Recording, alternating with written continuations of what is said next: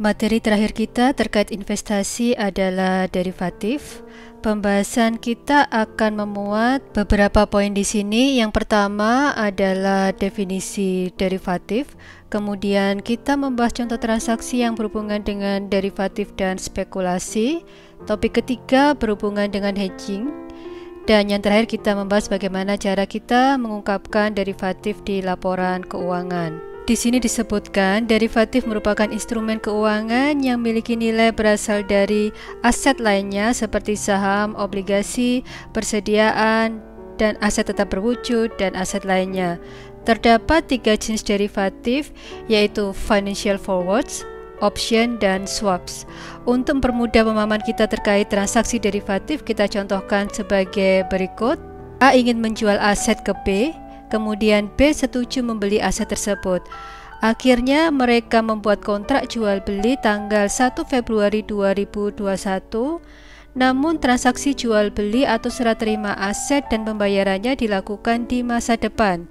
Contoh, aset yang dijual belikan tersebut memiliki nilai jual 100 juta yang akan dibayarkan oleh si B dalam waktu 10 bulan setelah tanggal kontrak, yang dengan kata lain terhitung mulai 1 Februari 2021. Berarti pembayaran akan dilakukan pada tanggal 1 November 2021. Jadi, ketika jatuh tempo tanggal 1 November 2021, A mendapatkan uang 100 juta dan B mendapatkan aset si A. Jika pada saat jatuh tempo harga aset naik menjadi 120 juta, maka A akan rugi karena dia sudah setuju untuk menjual harga 100 juta.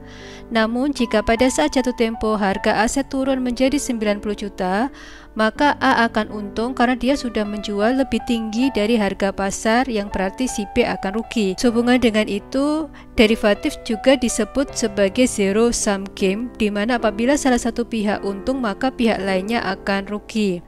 Contoh lain seperti yang bisa kita baca di Giso, Heartland merupakan perusahaan supplier besar yang produksi kentang.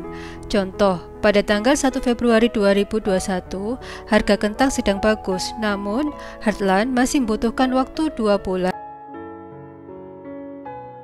agar kentang bisa dipanen dan kemudian menjual kentangnya ke pasar. Nah, karena Heartland mengestimasi harga kentang itu akan turun di waktu 2 bulan ke depan, maka dia membuat forward kontrak.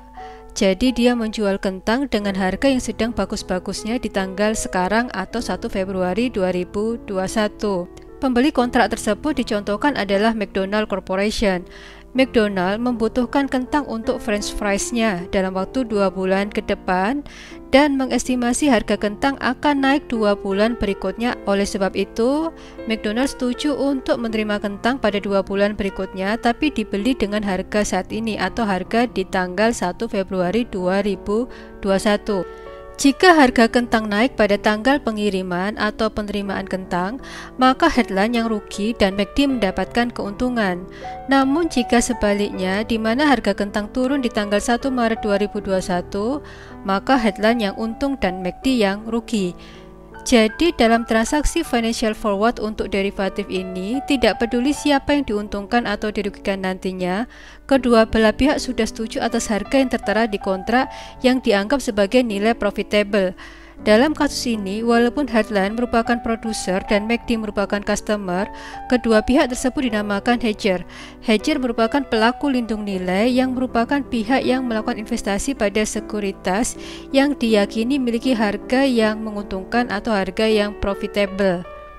Jika kita lihat di sini dan kita hubungkan dengan 2 contoh yang saya jelaskan tadi, maka yang melakukan derivatif ini adalah produser dan customersnya. Tujuannya jelas untuk mengatasi risiko yang mungkin dihadapi di masa depan.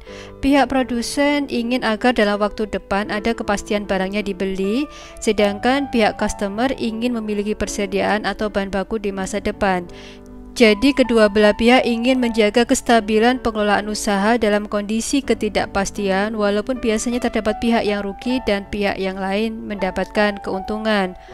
Kemudian, selain penjual dan pembeli, derivatif juga dilakukan oleh speculators dan arbitrageurs.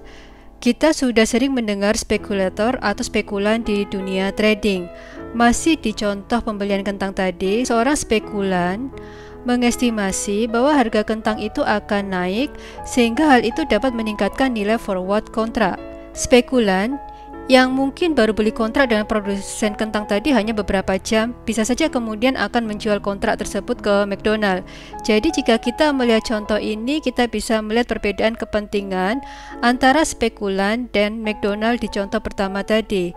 Spekulan jelas membeli forward kontrak karena mengestimasi nilai akan tinggi ketika jatuh tempo.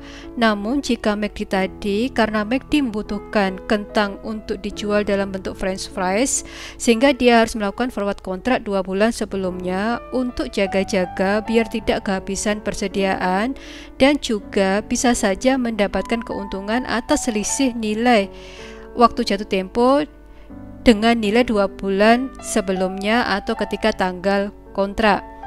Sekarang bagaimana jika arbitrageurs? Arbitrase sendiri adalah praktek memperoleh keuntungan dari perbedaan harga yang terjadi di antara dua pasar keuangan. Jadi, jika terdapat keuntungan, maka keuntungan ini diperoleh dari selisih antara harga pasar yang satu dengan harga pasar lainnya.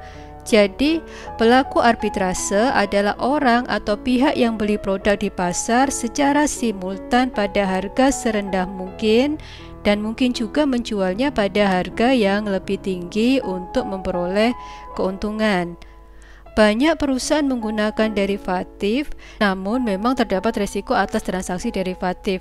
Walaupun terdapat risiko, setiap pihak yang terlibat dalam derivatif wajib memahami risiko dari kontrak, di samping juga memahami keuntungan atas kontrak derivatif.